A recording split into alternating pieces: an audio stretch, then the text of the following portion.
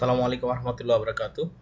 আমি আপনাদেরকে এখন দেখাবো যে কিভাবে ইকামার মেয়াদ আছে কিনা, ইকামার এক্সপায়ারিটি ডেট কিভাবে চেক করতে হয়। তো আপনি আপনার ল্যাপটপ থেকে হোক বা মোবাইল ফোন থেকে হোক প্রথমে গুগল ব্রাউজারে যাবেন। যাওয়ার পর এখানে আপনি সিম্পলি লিখবেন যে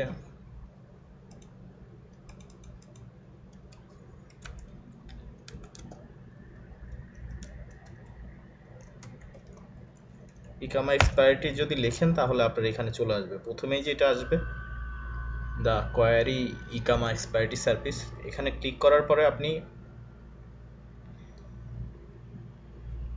পাবেন ওয়েবসাইট, আপনার ইন্টেরিয়র মিনিস্ট্রির ওয়েবসাইট। আমি এই ভিডিওর সরাসরি লিঙ্কই দিয়ে দিব, আপনাদের এত কষ্ট করতে হবে না যে ওয়েবসাইটের লিঙ্ক দিয়ে দিব। এখান থেকে সরাসরি আপনি পেয়ে যাবেন এই পেজটা।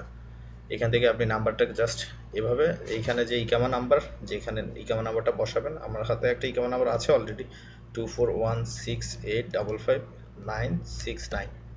এরপরে যে এই কোডটা দেখছেন, এই ইমেজ কোডটা, এই কোডটা এই বক্সে বসাবেন 5724। এটা এক এক সময় এক এক রকম কোড আসবে। এটা অরিজিনালি আসলে পরীক্ষা করে যে কোনো রোবোটিক কোনো কিছু ব্রাউজ করতেছে কিনা, এই জন্য।